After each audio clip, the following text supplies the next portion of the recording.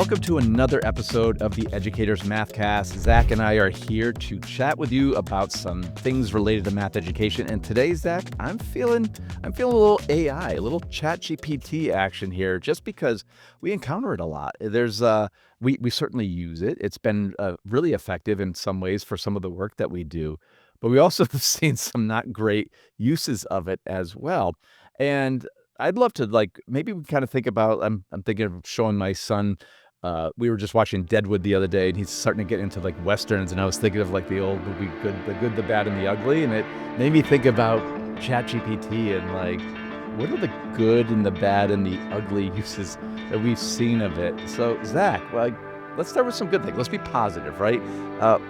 What has your experience been, either using it yourself or how you've seen it used in classrooms? A good use of AI. Yeah. Thanks, Mike. This is going to be fun, this sort of framing this. And I like that we're going to start off on a positive note here, friends. We're going to start with some of the good things we've seen.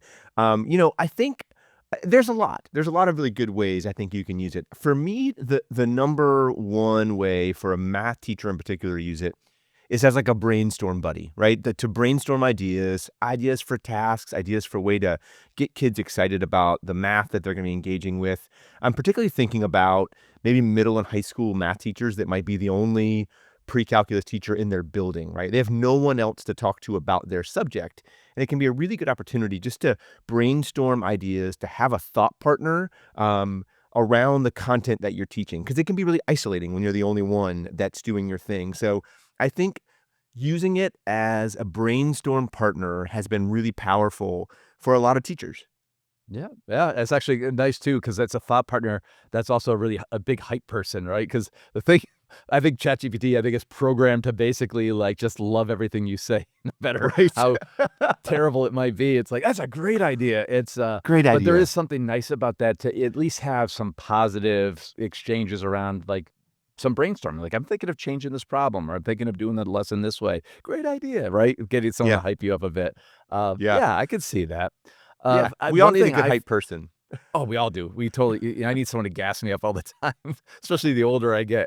It's so I agree with all of that, and I think the other thing that I've found it useful for, both when I'm doing work in schools with learning labs and working with teachers, but also even for some of the stuff that I'm doing around here with tasks, is having it give me ideas for ways to adapt tasks, because that Mhm. can be tricky, right? We need to sometimes adapt tasks to be more accessible to multilingual learners, or to maybe we want to have a mild, medium, and spicy version of a task, and it's not always it's just time consuming to come up with those. We all can do it, but using ChatGPT to give me some ideas, just to even get my brain going. Sometimes it doesn't. I don't take exactly what it shares to me, but I might use it. Gets my brain thinking oh, I could totally change it this way, and it does a lot of the initial work that can sometimes be time consuming. I actually love that part of it. So it can be a really good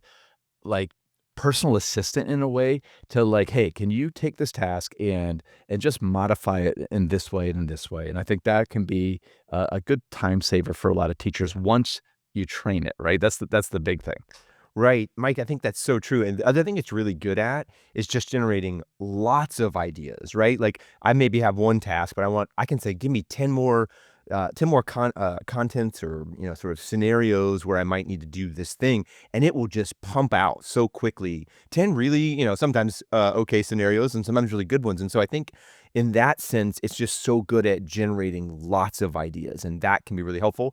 Can also be a little overwhelming at times. Sometimes I will tell it just give me 2 or 3 ideas when I don't want a list of 20. But Yeah. that's been really helpful to be able to get lots of ideas. Yeah, you gotta tell it to simmer down sometimes. It's a little try hard, right? Well, that For gets me to sure. here's a bad part of it, right? So I mentioned the whole training piece of it. So I actually have a funny way to think about this, which is I think of ChatGPT as a really well-intentioned but slightly incompetent employee, because one bad thing is, as confident as it is, it can be very confidently wrong sometimes. And so Yeah. Zach and I had this similar experience with our colleague Sarah, who was taking a math task for one of our math playdates, and we just wanted to have a new context and new numbers just to freshen it up a bit. And so Sarah put it in, and it came back like, "Here you go. This is exactly what you want." And then Sarah did the math, and it didn't work. And then she's like, "Hey, the math doesn't work." And it's like, "You're right. Good catch." And so that can be a challenge because if you as a teacher are trying to get ChatGPT to actually modify something for you and you're gonna present it to students, but the math's wrong or it doesn't have the solution you're looking for, it doesn't do what you want it to do, you don't wanna wait until you're in front of kids and have everything just sort of evaporate in front of you. And so the metaphor I use that you know me, my food metaphors and things, but I think of Hell's Kitchen, and we've done some stuff with Hell's Kitchen before, but for those who aren't not familiar with the restaurant industry, there is often like you've got your cooks and then you have your executive chef. And the executive chef is up at the part of the restaurant called the pass. And that's where the line cooks bring the food that they've cooked and prepared up to the pass. And the executive chef will check it, making sure it looks the way it's supposed to look, make sure it's cooked the way it's supposed to be cooked, and then they send it out. And so I think of ChatGPT as your line cook, and they can do some of the heavy labor of, like, getting you ideas or adapting a task, but you have to constantly check it. You can't just assume because 'cause you're gonna be sending raw chicken to the floor, and we can't do that, and so I think that's a good cautionary tale with it is, like, it can be it won't say, I think this might be what you want. It will very confidently say, "I'm delivering what you want," and as soon as you point out something's wrong, it'll say, "Good catch," or "You're right," and I that can be pretty scary. Yeah, I think that's right, Mike, and I think maybe we can that I would agree, this is one of the bad things, the hallucinations, the sort of things it does, it thinks it's right, those can be really dangerous, particularly when we're talking about putting stuff in front of young people, right? I mean, this isn't, obviously, we're not asking for mental health, support from it right now, but it is still, dangerous to at times to put something in front of kids that could go wrong, right?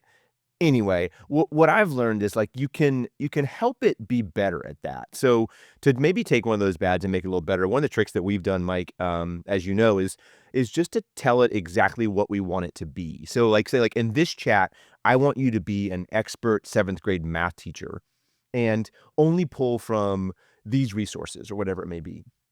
And what's really cool about that is, you're not pulling from, like, the Reddits and all these other threads where it pulls from. It sort of limits what it's trying to get from.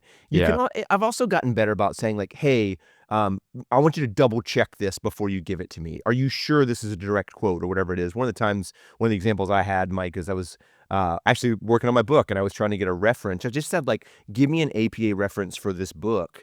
And it totally gave me the wrong author. Like, I knew the author, and it was not the author it gave me. And I was like, "Hey, that's not right," and it did the thing, "Oh, yeah, good catch." But what I started to do was, like, when I'd ask for a reference, I want you to triple check it and make sure that that is the actual author of whatever it may be, and it gets a little better at that. So there are some ways we can take some of these bads and make them a little better, Yeah. but you just have to be really careful, right? It's like that so really what you're saying is, like, you need to really train those line cooks, right? Make Yeah. sure as best as you can, and you still have to check it, right? As even if you've given it everything that you wanted, because Yep. I feel like every time we fed it whether we're, like, copying and pasting articles or things to say, "Hey, listen, this is I I'd love for you to learn all about this thing here, and now that you know about this, I'd like you to draw from that to make this adaptation stuff." Yep. You're gonna get a lot more of what you want because 'cause you're taking the time to train.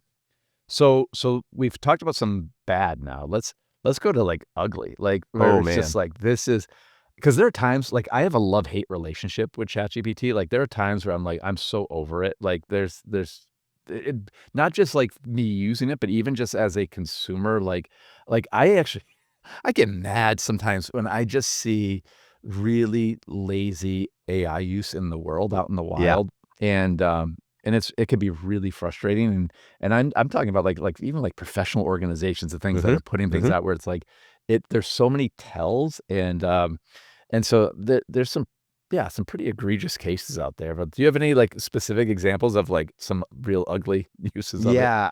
Yeah, just to piggyback real quick on that, Mike, we all know some of those tells. It's gotten better about the M dash usage. You can tell it not to use M dashes.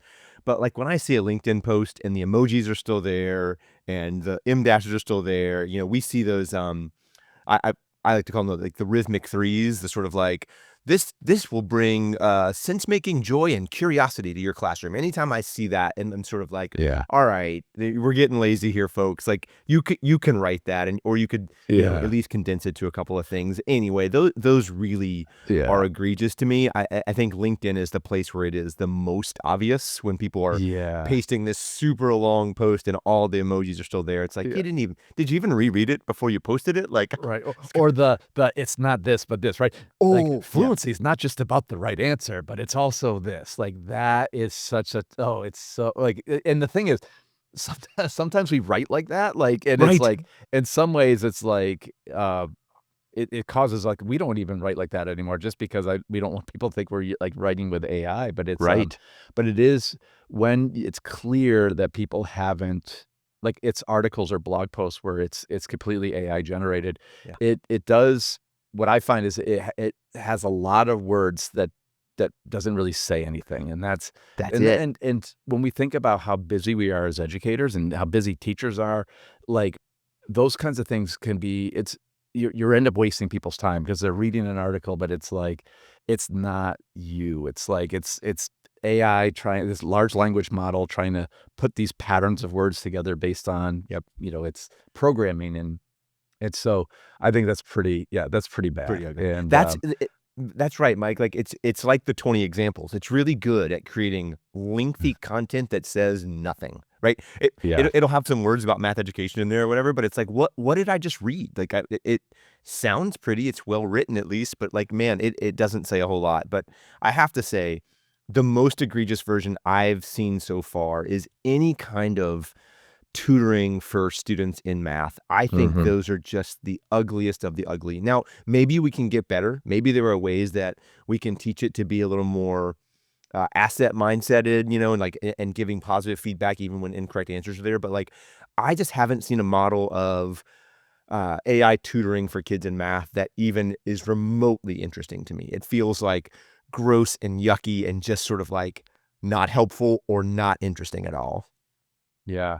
You know what it sounds like, Zach, is like the the best uses of AI is when AI can be a time saver for teachers, for idea generation to, like, get the creative brain started, or, like, for the adapting tasks or things, or even, like, on an assessment side of things, it's like even throwing in, like, some data and asking for, like, just some patterns or things, but then it doesn't substitute the creative teacher to actually look at the data and to think about the individual students and make decisions, or to look at the suggested changes to a lesson or to a task, and ultimately, like, decide, "Is this the best context for my students?" Or, "I like the setup of this problem, but I'm gonna change the context to this because I think my students will relate to it more." And it's like, I think at the end of the day, we just don't wanna lose the human element of teaching, right? The Right. AI can preserve time, and uh, help teachers not bog down in some of the tedium, but also it's not a substitute for the brain of a teacher, right? That's right. That's the thing that I don't think will ever go away. Like, you really Right. need that human element. Yeah, I think that's right, Mike. And I think that's what, you and I love so much about being in classrooms and being with young people is the sort of ability to like to I always say like to honor their humanity, right? To realize that these are human beings with complex lives and feelings and all that's going on. And like I want to like help them love math, right? And so like I can do that. And I agree. Maybe these AI tutors will get better, but like they're never going to be a real substitute, right? I don't think that's the case. No, not at all. But I'll tell you though, we all would love to hear from you all, the listeners, is like in whether you're seeing this post on social media, you see it on our YouTube channel, you're listening to the podcast, however you'd like to engage with us, we would love to hear what are your experiences? What are some good examples that you've seen for the use of AI in the classroom? What are some bad ones? What are some downright ugly ones? Because I think if we name these things, it'll help us to be better at also like knowing how to use this and how we as educators could share things that are working, things that aren't working, things to avoid completely. Let us know, everybody. Take care, and we'll see you next time.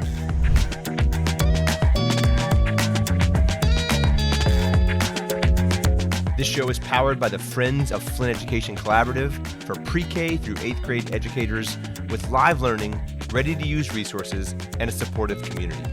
Members get early access to the episodes and other bonuses.